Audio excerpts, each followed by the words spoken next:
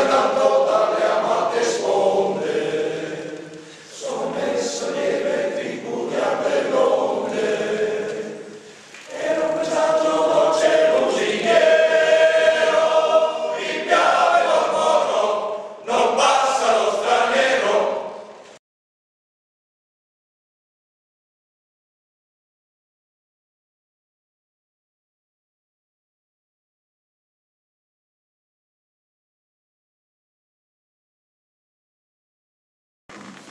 Grazie, buongiorno a tutti, porto anch'io i saluti della Presidente Zaccariotto e di tutta l'amministrazione provinciale. La guerra, la grande guerra, ha certamente segnato il territorio, specie quello nostro, quello veneto e friulano, con le innumerevoli battaglie dell'Isontino, la ritirata da Caporetto, l'attestazione sulle rive del Piave, la battaglia del Piave, la conquista di Vittorio Veneto, l'entrata in Trento e a Trieste. Di tutto questo il nostro territorio, la nostra gente ne è stata non solo testimone ma anche parte integrante, avendo ogni famiglia offerto un marito, un figlio al lungo corso della guerra.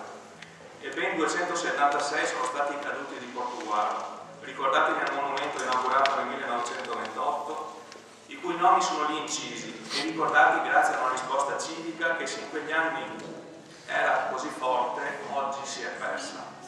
Sono i nomi di chi ha combattuto sotto un'unica bandiera, avendo come vicino di trincea un compagno siciliano, sardo, calabrese, che certamente non aveva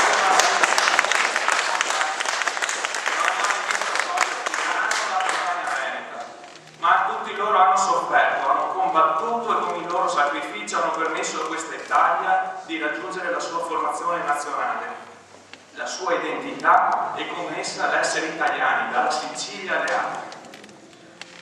Citavo prima della risposta civica di cittadini portuguaresi, degli anni che dal 22 al 28 hanno raccolto offerte da privati cittadini e non erano anni facili. Dalle banche locali, dall'organizzazione delle pesche di beneficenza per realizzare questo importante monumento, che non è asservito all'ideologia fascista, ma è un tributo a quanti hanno dato la loro vita per un concetto di patria. È un concetto che oggi è di voga, tutti oggi si riempiono le parole a bocca di parole di patria, inno, bandiera. Sono simboli di una nazione che rappresentano un popolo, quello italiano, che sul campo ha saputo conquistare anche rispetto e onore. Sono però rispetto e onore che oggi sono ancora parte di una battaglia di retroguardia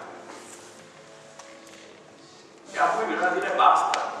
Basta questa battaglia di retroguardia che è antistorica, che è superata in altri paesi europei, anch'essi teatri di guerre civili o di divisioni cruente e sanguinose, situazioni però che sono state superate con gesti di distensione, così come è avvenuto ad esempio in Spagna, dove riposano nella stessa valle i morti di ambedue gli schieramenti, tanto per citare un caso. Perché guardate che l'onore non si conferisce e non si toglie per decreto, non si legifera e non si abrogano i valori conquistati sul campo, soprattutto quando hai scelto, hai combattuto, hai vinto o hai perso. Nell'antica Grecia non era permesso non schierarsi. Chi lo faceva era il primo ad essere abbattuto. Gli obliti, i fanti di Leonida, che portavano inciso sul loro scudo la lama rovesciata, simbolo della Grecia, ci sono consegnati alla storia non per aver vinto, ma per il coraggio, la fierezza e il valore dimostrato in battaglia.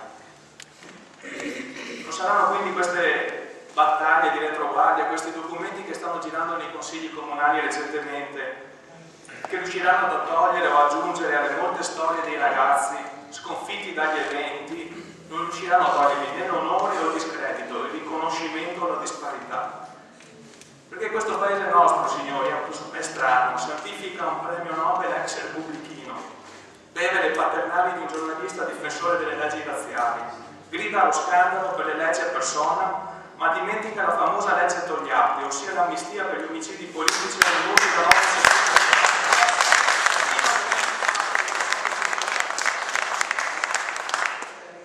Io ho delle immagini nella mente, una immagine di qualche settimana fa, che riguarda la signora Anna Maria Lomastro, madre del caporal maggiore David Tobini, ultimo caduto in Afghanistan. Bene, sono caduti altri più recentemente anche nella nostra provincia, ma quella è un'immagine che io porto nella mente. Questa donna che ha atteso l'arrivo della salma del suo figlio da sola, senza nessuno accanto, fiera, con un vasco amaranto della folgore calata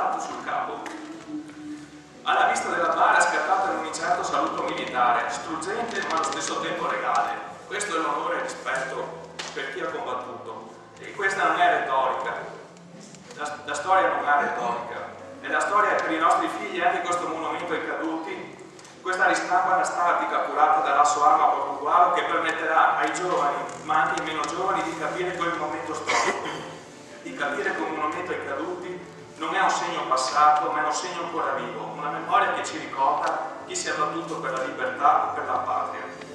Aver appreso quindi del movimento di idee creatosi negli anni '80 in Portogallo, la sua rimozione mi ha dato dispiacere. Per fortuna questo non è accaduto e oggi possiamo ancora avere un luogo dove posare un fiore a quanti ancora adesso sono impegnati in missioni umanitarie, a quanti cadono nell'assolvimento del dovere per dare il valore della libertà a chi ancora non l'ha assaporato.